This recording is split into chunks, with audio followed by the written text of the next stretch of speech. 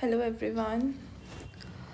So in today's video we will discuss about different types of operating system. In this video I'll be taking three operating systems which I will discuss. So the first one is batch operating system. Batch operating system का main concept क्या है, सबसे पहले उस पर ध्यान देते हैं. सो द थिंग इज़, जब पहले के टाइम पे बैच ऑपरेटिंग सिस्टम जो है आपका सेकेंड जनरेशन के जब कंप्यूटर्स आए थे तो उसमें सबसे पहला ऑपरेटिंग सिस्टम था बैच ऑपरेटिंग सिस्टम. इस ऑपरेटिंग सिस्टम में यूज़र का जो इंट्रैक्शन है सीपीयू के साथ, सिस्टम के साथ, वो बहुत मिनिमल होता है. क्यों होता है मिनिमल? यूज़र क्या करता था, जितनी भी उसके टास्क होते थे, जो भी जॉब्स परफॉर्म करवानी है, उन्हें एक पंच कार्ड में स्टोर करता था. देन उस पंच कार्ड को इंसर्ट किया जाता था आपके सिस्टम में, और फिर उसी के बेसिस पे उस पंच कार्ड से डिफरेंट जॉब्स होती थी. ऑपरेटर क्या करता था, ऑपरेटर का काम होता था कि जो भी सिमिलर टाइप की जॉब्स हैं उन्हें सेम बैच में इंसर्ट करना. फॉर एग्जांपल जॉब 1, जॉब 2 और जॉब 3 आपकी सेम टाइप की जॉब है. अब हम सेम टाइप की जॉब से सिमिलर का मतलब ये है कि उसकी रिक्वायरमेंट्स जो है वो सिमिलर हैं. जैसे कि इन तीनों ही जॉब्स में सपोज़ प्रिंटर यूज़ होना है, इस टाइप का कुछ है, तो इनको एक ही बैच में डाल दिया जाता था. अब यूज़र ने सिर्फ एक पंच कार्ड इंसर्ट किया है, पंच कार्ड सिस्टम को दिया है एज एन इनपुट जॉब्स के लिए. अब बाकी सारा काम सिस्टम का है. ऑपरेटर का क्या काम है, वो सिमिलर टाइप की जॉब्स को सॉर्ट करेगा, उन्हें बैच में डालेगा. देन जो एक एक बैचेस बने हैं डिफरेंट, उन बैचेस का क्या काम है कि जैसे J1 जॉब है, वो सबसे पहले उसको CPU मिला. J1 जॉब एग्जीक्यूट हुई. एग्जीक्यूट होने के बाद सपोज़ उसका कुछ इनपुट आउटपुट रिक्वेस्ट थी, कुछ उसे हार्डवेयर या कुछ किसी भी हार्डवेयर डिवाइस को यूज़ करना था, तो उसके बाद वो उसको यूज़ करने के लिए इनपुट आउटपुट डिवाइस के पास चली गई.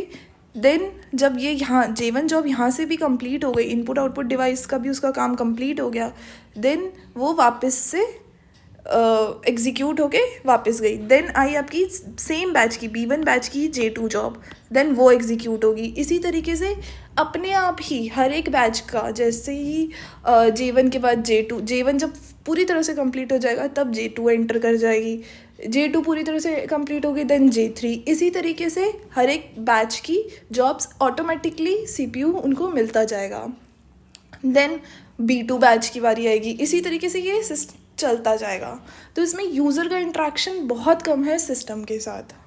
ये इसका मेन कॉन्सेप्ट था. कुछ टर्म हैं जो कि आपको पता होनी चाहिए, जैसे कि जो हम सिस्टम में, जब हम ऑपरेटिंग सिस्टम की बात करते हैं तो उसमें जो टाइम होता है वो प्रोसेसेस के रिगार्डिंग दो टाइप का होता है. एक होता है CPU टाइम, एक होता है input output time. CPU time किन प्रोसेसेस को बोलते हैं, जो कि CPU बाउंड प्रोसेसेस होते हैं. उन प्रोसेसेस का सिर्फ CPU टाइम होता है. मींस उन्हें कोई इनपुट आउटपुट उनकी रिक्वेस्ट नहीं है, उन्हें किसी हार्डवेयर को यूज़ नहीं करना है, उन्हें सिर्फ प्रोसेसिंग के लिए CPU चाहिए और वो उनका काम ख़त्म हो जाएगा. तो इस टाइप के जो प्रोसेसेस होते हैं उन्हें CPU बाउंड प्रोसेस बोलते हैं. कुछ प्रोसेसेस ऐसे होते हैं जिन्हें सिर्फ हार्डवेयर से ही काम है, उन्हें कोई प्रोसेसिंग नहीं करनी है. तो इस टाइप के प्रोसेसेस आपके इनपुट आउटपुट बाउंड प्रोसेस होते हैं और इनका सिर्फ IO टाइम होता है, इनपुट आउटपुट टाइम होता है. कुछ प्रोसेसेस ऐसे होते हैं जिनका दोनों CPU टाइम भी होता है और IO टाइम भी होता है. ठीक है, तो बेसिकली ये इसका बैच ऑपरेटिंग सिस्टम का मेन कॉन्सेप्ट था. नेक्स्ट इज CPU की आइडलनेस इंक्रीज होती है. क्यों होती है? बिकॉज एक जॉब जब तक पूरी तरह से कंप्लीट नहीं हो जाएगी तब तक मतलब दूसरी जॉब CPU में एंटर नहीं कर सकती. मतलब जैसे अभी हमने बोला था कि J1 जो है, अगर उसका CPU टाइम होता सिर्फ तो वो एग्जीक्यूट होके ख़त्म हो जाता. लेकिन अगर उसका कुछ IO टाइम भी है J1 का, तो वो इनपुट आउटपुट रिक्वेस्ट के लिए IO डिवाइस के पास जाएगी. उस टाइम पे आपका CPU जो है वो खाली बैठा है, आइडल बैठा है. तो इस तरीके की प्रॉब्लम में आपका CPU आइडलनेस बढ़ जाती है, जिसकी वजह से आपका जो थ्रूपुट है सिस्टम का वो कम हो जाता है. थ्रूपुट मीन्स कि number of jobs completed for unit time, उसको हम थ्रूपुट बोलते हैं. एग्जाम्पल बैच ऑपरेटिंग सिस्टम का IBM ऑपरेटिंग OS/2 है. अब इसमें एडवांटेजेस क्या हैं, इस पूरे ऑपरेटिंग सिस्टम की। सबसे पहले जो आपकी बहुत ही लंबी लंबी जॉब्स, मतलब लेंथी और रिपीटेड जॉब्स हैं, उनका एग्जीक्यूशन टाइम बढ़ जाता है। एग्जीक्यूशन मीन उनकी स्पीड बढ़ जाती है बेसिकली। क्यों? क्योंकि वो सेम बैच में डाल देते हैं उन्हें, और सेम टाइप की रिक्वायरमेंट्स हैं, वो सेम चीज़ें उन्हें यूज़ करनी है मोस्टली, तो वो स्पीड जो है वो बढ़ जाएगी उनको एग्जीक्यूट करने की। सेकेंड, जो भी बैच ऑपरेटिंग सिस्टम में जो भी प्रोसेसेस आते हैं, ऑपरेटर को पता होता है कि कौन से प्रोसेस को कितनी देर के लिए सीपीयू चाहिए, कितनी देर का उसका काम है। तो ये चीज़ पहले से पता होती है। नॉर्मली ये पता नहीं होती, ठीक है, कि वो कितनी देर उसे रिक्वायर्ड है अपने पूरे काम को ख़त्म करने के लिए। थर्ड, जो सिस्टम की यूटिलाइजेशन है वो बेटर क्यों होती है, मतलब इस केस में, क्योंकि जब आपका ऑपरेटर ने जॉब सॉर्ट कर दी आपकी सिमिलर टाइप की जॉब्स, उस केस में सारी, अब आप यूज़र इंटरेक्ट नहीं कर रहा है सिस्टम के साथ, यूज़र को कुछ लेना देना नहीं है, उसने सिर्फ जॉब इंसर्ट की है, अब उसका काम ख़त्म हो गया, ठीक है, तो अपने आप रिसोर्सेज यूटिलाइज हो रहे हैं। तो इस केस में आपकी बेटर यूटिलाइजेशन हो जाता है सिस्टम का। एक चीज़ और है कि इसमें क्या होता है, आपको पता होना चाहिए डिसएडवांटेजेस क्या हो सकती है इस केस में। सबसे पहला, कोई भी अगर इसमें प्रॉब्लम आती है, सपोज़ कोई भी जॉब आपकी फेल हो गई सीपीयू में, ठीक है, इनफाइनाइट लूप में चली गई, तो उस केस में बाकी की जॉब्स जो हैं उस बैच की, वो सबको बहुत देर तक इनफाइनाइटली वेट करना पड़ जाता है, और इस वजह से इसमें मतलब प्रॉब्लम आ जाती है, पहली चीज़। दूसरा, जो जॉब फेल हुई, हमें उस जॉब को ढूंढने में बहुत प्रॉब्लम होती है, डीबग करने में बहुत इशू होता है। क्यों? क्योंकि ये जो जॉब्स होती है ये ऑलरेडी बहुत लेंथी, ये जो बैच ऑपरेटिंग सिस्टम है ये वर्क ही मतलब इसका काम जो है रिकमेंड ये लेंथी और रिपीटेड जॉब्स में ही होता है। तो उस टाइप की प्रोसेसेस के लिए ये बहुत हमारे लिए डिफ़िकल्ट टास्क हो जाता है कि डीबग करना कि कौन सी जॉब फेल हुई है, और ये कॉस्टली भी होते हैं। तो ये एक अब ये इस टाइप के बैच ऑपरेटिंग सिस्टम जो हैं वो यूज़ कहाँ हम कर सकते हैं। जैसे कि पेरोल सिस्टम है। पेरोल सिस्टम मीन्स आपने सिर्फ पूरे मंथ का डेटा दिया सिस्टम को, अब वो उस पूरे मंथ के डेटा से, मतलब बहुत सारे एम्प्लॉयज़ हैं, उन सब का 1 मंथ का डेटा दे दिया, अब वो उसको सैलरी कैलकुलेट करना, उनकी पे स्लिप बनाना, वो सब काम सिस्टम करेगा, आपको सिर्फ बैठ जाना है, आपने सिर्फ उसको डेटा प्रोवाइड करना है। तो इस टाइप के जो सिस्टम्स होते हैं उनमें बैच ऑपरेटिंग सिस्टम काफ़ी यूज़फुल होता है। नेक्स्ट जो हम डिस्कस करेंगे वो है आपका time sharing operating system. Time sharing operating system को मल्टीटास्किंग ऑपरेटिंग सिस्टम भी कहा जाता है।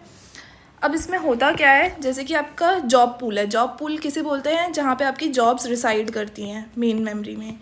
बहुत सारी जॉब्स हैं आपके पास। टाइम शेयरिंग में क्या होगा, एक ऑलरेडी टाइम स्टैम्प डिफाइन होता है। टाइम स्टैम्प, फॉर एग्जांपल हमारा टाइम स्टैम्प है 2 नैनो सेकेंड्स। तो उस केस में क्या होगा, J1 जॉब को CPU मिलेगा, J1 को मिला, J1 को सिर्फ 2 सेकेंड ही CPU मिलेगा, ओनली 2 सेकेंड्स के लिए। 2 सेकेंड्स के बाद ये वापस से जॉब पूल में चले जाएगी और J2 जॉब आ जाएगी। अब J2 को मिलेगा CPU कितने टाइम के लिए, only for 2 nano seconds. Then again ये वापस चला गया और J3 आ गई, ठीक है। इसी तरीके से ये प्रोसेस चलता रहता है। तो हर एक प्रोसेस को, हर एक जॉब को सिर्फ एक पर्टिकुलर टाइम पीरियड के लिए ही CPU मिलता है। ये इसका मेन कॉन्सेप्ट है। अब जैसे एक जॉब को मिला, ठीक है, J1 को मिला CPU, उसको सिर्फ CPU का काम था और उसका काम जो J1 का CPU टाइम था सपोज़ 3 नैनो सेकेंड्स, ठीक है। अब उस फर्स्ट टाइम जब वो गया तो उसका 2 नैनो सेकेंड्स का काम कंप्लीट हो गया। अब ये वाला जो काम कंप्लीट हुआ उसके बाद फिर वो वापस आ गया। तो इस चीज़ का स्टेटस रखना कि कौन सी जॉब कहाँ तक कंप्लीट हुई है, उसका क्या काम बचा है। तो रिसोर्सेज काफ़ी यूज़ होते हैं इस केस में। ठीक है। देन J2 को परफॉर्म करवाना J3 को, इसी तरीके से पूरा चलता है। देन अगेन J1 की बारी आती है। देन वो 1 नैनो सेकेंड के लिए अपना काम करेगा, क्योंकि 3 में से ऑलरेडी 2 नैनो सेकेंड्स वो पहले रन हो चुका है, 1 नैनो सेकेंड्स के लिए काम करेगा। अगेन वो 1 नैनो एक और, क्योंकि टोटल तो उसे 2 नैनो सेकेंड्स के लिए CPU मिलेगा, तो उसे एक और नैनो सेकेंड वहाँ पे वेट करना है। देन वो वापस जाएगा और वो एग्जीक्यूशन कंप्लीट होगा। देन J2 की बारी आएगी। इसी तरीके से ये चलता जाएगा। मल्टीटास्किंग जो ऑपरेटिंग सिस्टम्स हैं वो आपके एक्सटेंशन है मल्टी प्रोग्रामिंग के। मल्टी प्रोग्रामिंग ऑपरेटिंग सिस्टम क्या होते हैं, ये हम अभी नेक्स्ट वीडियो में, जब मैं मल्टी प्रोग्रामिंग ऑपरेटिंग सिस्टम के बारे में एक्सप्लेन करूँगी, तब आपको पता चलेगा कि इस लाइन का मतलब क्या था, कि एक्सटेंशन क्यों है। राइट, अभी के लिए आप इसको थोड़ा सा माइंड में रखना कि हम इस चीज़ को नेक्स्ट वीडियो में कवर करेंगे। जॉब जो है वो टाइम शेयरिंग मोड में एग्जीक्यूट होती है। ऑब्वियसली हर जॉब को 2 नैनो सेकेंड्स का ही टाइम मिलेगा, मतलब जो भी डिसाइडेड टाइम है, टाइम स्टैम्प बोलते हैं उसे, और टाइम क्वांटम भी बोलते हैं। अब इसके एडवांटेजेस और डिसएडवांटेजेस क्या होती हैं। सबसे पहले तो क्विक रिस्पॉन्स होता है, क्योंकि हर एक जॉब को कुछ टाइम के लिए CPU मिल रहा है, तो जैसे ही यूज़र ने कोई जॉब एंटर करी वो बहुत जल्दी एग्जीक्यूट होगी और कुछ रिस्पॉन्स यूज़र को मिलेगा, तो क्विक रिस्पॉन्स है। सेकेंड, इसमें हर एक जॉब को सेम अपॉर्चुनिटी मिलती है CPU मिलने की। ऐसा नहीं है कि अगर हाई प्रायोरिटी प्रोसेस आ रहा है, हाई प्रायोरिटी जॉब है, तो उसको पहले CPU मिलेगा, बाकी जॉब्स वेट कर रही हैं उसके ख़त्म होने का। नहीं, सभी जॉब्स को इक्वल अपॉर्चुनिटीज़ मिलती हैं। थर्ड, परफॉर्मेंस पूरे सिस्टम की इंक्रीज़ हो जाती है। क्यों? क्योंकि हर एक जॉब को CPU मिल रहा है, तो यूज़र को कुछ ना कुछ आउटपुट आ रहा है उसकी बेसिस पे, जिसकी वजह से यूज़र को ऐसा फील हो रहा है कि वो एक टाइम पे काफ़ी सारे काम कर सकता है, मल्टीटास्किंग कर रहा है, ठीक है, उस फील के लिए। तो सिस्टम की परफॉर्मेंस इंक्रीज़ हो रही है और थ्रूपुट भी इंक्रीज़ हो रहा है, बिकॉज एक टाइम पे काफ़ी सारी जॉब्स रन हो रही हैं। देन मल्टीपल एप्लीकेशंस रन हो रही हैं सेम टाइम पे, ज़्यादा एफिशिएंसी है, और CPU का आइडल टाइम रिड्यूस हो चुका है। CPU का आइडल टाइम रिड्यूस कैसे हुआ है? क्योंकि CPU किसी भी जॉब के लिए मतलब किसी भी टाइम पर खाली नहीं है। उसको 2 नैनो सेकेंड्स के लिए एक जॉब ने कंप्लीट किया, देन सेकेंड जॉब आ जाएगी, देन थर्ड जॉब आ जाएगी, तो CPU का आइडल टाइम जो है वो रिड्यूस हो चुका है। अब इस टाइप के सिस्टम्स में प्रॉब्लम्स क्या क्या आ सकती हैं। सबसे पहली प्रॉब्लम है कि हार्डवेयर कंपोनेंट्स जो हैं उनकी स्पेसिफिकेशन काफ़ी अच्छी होनी चाहिए। क्यों? क्योंकि आप कोई भी जॉब को CPU दे रहे हो कुछ पर्टिकुलर टाइम के लिए, देन उसे वहाँ से स्विच कर रहे हो, तो जब आप ये स्विच कर रहे होते हो, जब ये मतलब ये स्विचिंग हो रही होती है, उस टाइम पे उस पर्टिकुलर जॉब से रिलेटेड जो भी इंफॉर्मेशन हो उसे सेव रखना, उसे कम्युनिकेट करना, ये सब में के लिए आपको हार्डवेयर बहुत अच्छा चाहिए। सेकेंड, रिलायबिलिटी इशू आते हैं। रिलायबिलिटी, क्योंकि आप डिपेंडेंट हो, आप मेमोरी पे डिपेंडेंट, कि आपका जो आपने एक सपोज J1 एग्जीक्यूट हुआ, तो उससे रिलेटेड जो भी इंफॉर्मेशन है वो मेमोरी में अच्छे से सेव होनी चाहिए, ठीक है। नहीं तो नेक्स्ट टाइम जब J1 की बारी आएगी तो उसे पता नहीं होगा कि कहाँ तक उसने काम कंप्लीट कर लिया है, क्या कुछ ना कुछ इनकन्सिस्टेंसी आ जाएगी सिस्टम में। आपके रिसोर्सेज बहुत ज़्यादा यूज़ होते हैं। क्यों? क्योंकि ऑब्वियसली हर एक जॉब का ट्रैक रखना, हर एक जॉब का सारी इन्फॉर्मेशन को रखना, उसमें रिसोर्सेज यूज़ हो रहे हैं, स्विचिंग बार बार हो रही है। इशू ऑफ डेटा कम्युनिकेशन, अगर कुछ प्रोसेसेस ऐसे हैं जिससे एक प्रोसेस से दूसरे प्रोसेस पे इंटरेक्शन होना है, तो डेटा भी ट्रांसफ़र होगा। इंटरेक्शन मीन्स डेटा ट्रांसफ़र होना है, तो उस केस में भी आपके पास अच्छा हार्डवेयर होना चाहिए। आप पूरी तरह से कम्युनिकेट करने के लिए सिस्टम काफ़ी हायर स्पेसिफिकेशन का होना चाहिए। डेटा कम्युनिकेशन में इशू आ जाते हैं नहीं तो ये था आपका time sharing operating system. Windows, Unix, Linux, ये सारे आपके टाइम शेयरिंग के ही एग्जाम्पल्स हैं। नेक्स्ट टाइप का ऑपरेटिंग सिस्टम जो हम पढ़ेंगे वो है रियल टाइम ऑपरेटिंग सिस्टम।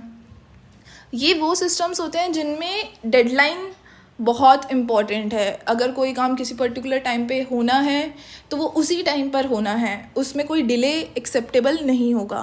तो ये रियल टाइम ऑपरेटिंग सिस्टम उस टाइप के होते हैं। अब ये 2 टाइप के हैं, hard real time operating system and soft real time operating system. Hard real time operating system वो ऑपरेटिंग सिस्टम्स हैं जहाँ पे इवन 1 नैनो सेकेंड, मतलब माइनर सा डिले भी एक्सेप्टेबल नहीं है। जैसे कि आपका मिसाइल सिस्टम्स, वहाँ पे अगर कुछ भी प्रॉब्लम हुई, कोई भी टास्क अपने शेड्यूल टाइम पर नहीं हुआ, तो बहुत ही डिज़ास्ट्रस सिचुएशन अराइज हो सकती है। ठीक है, तो इस टाइप के जो सिस्टम्स हैं उनमें hard real time operating system use होता है। देन आपका नेक्स्ट जो टाइप है वो है soft real time operating system. ये है कि जैसे आपका, अगर आप देखो, आप लाइव मैच देखते हो, आप जो लाइव मैच देखते हैं उसमें क्या होता है कि कुछ सेकंड्स का डिले होता है। ठीक है, तो वो कुछ सेकंड्स का डिले एक्सेप्टेबल है बिकॉज वहाँ पे किसी की जान पर नहीं आ रही है, वो मतलब यूज़र के लिए एक्सेप्टेबल है। लेकिन स्टिल ज़्यादा डिले अगर आ रहा है तो यूज़र क्या करेगा, उसको बंद ही कर देगा कि ये तो बहुत ही रुक रुक के और बहुत ही डिले में चल रहा है, इससे पहले तो मुझे इन्फॉर्मेशन बाकी जगहों पे मिल रही है, तो बेटर मतलब फिर इसको देखने की क्या ही ज़रूरत है। तो ज़्यादा डिले तो एक्सेप्टेबल नहीं है, स्टिल कुछ सेकेंड्स का डिले एक्सेप्टेबल है। तो इस टाइप के जो सिस्टम्स होते हैं वो soft real time operating systems होते हैं। अब इनकी एडवांटेजेस क्या है, सबसे पहले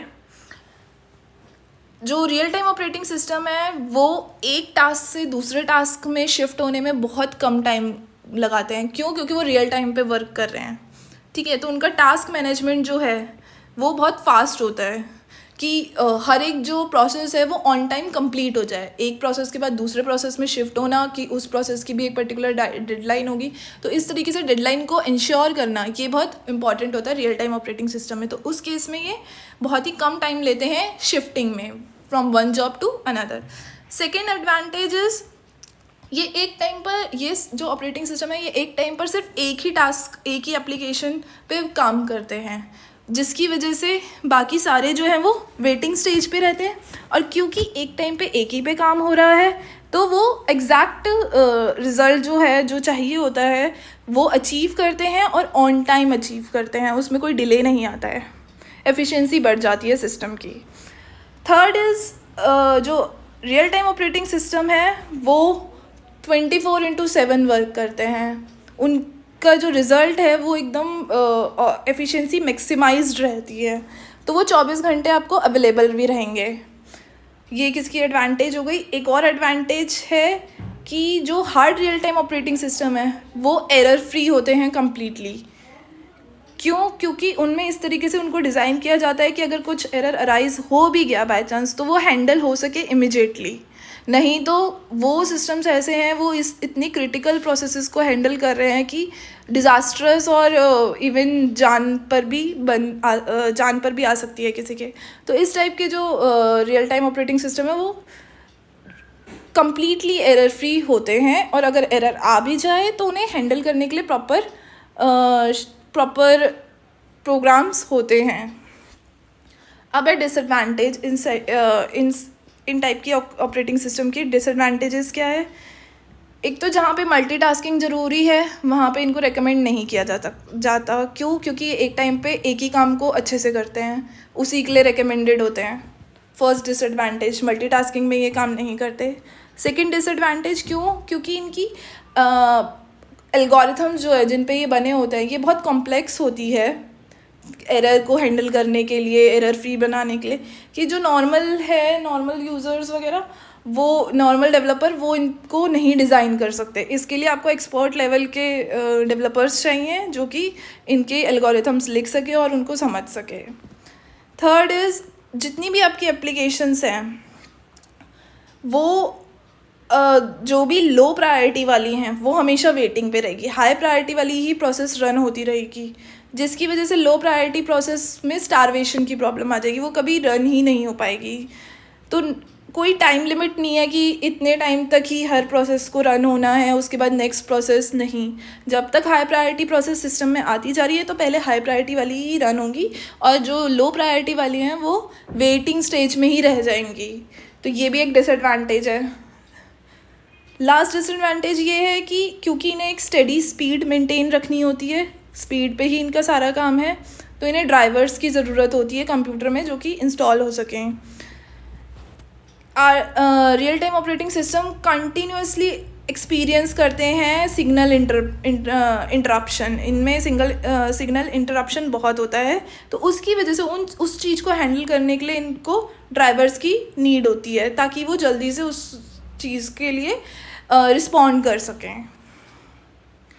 तो आई गेस आपको ये तीनों ही ऑपरेटिंग सिस्टम अच्छे से समझ में आ गए होंगे। फर्स्ट वन हमने पढ़ा batch operating system, second one is time sharing और multitasking operating system, and the third one is real time operating system. Thank you.